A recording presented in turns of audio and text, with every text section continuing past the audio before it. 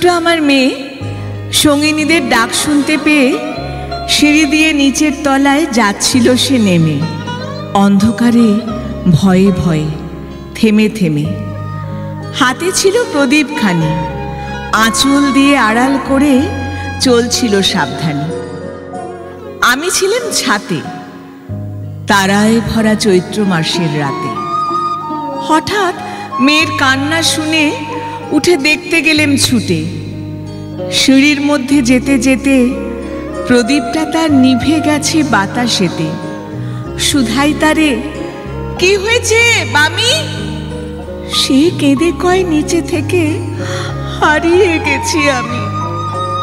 তারায় ভরা চৈত্র মাসের রাতে ফিরে গিয়ে ছাতে মনে হলো আকাশ পানে চেয়ে আমার বামির মতোই যেন অমনি কে এক মেয়ে।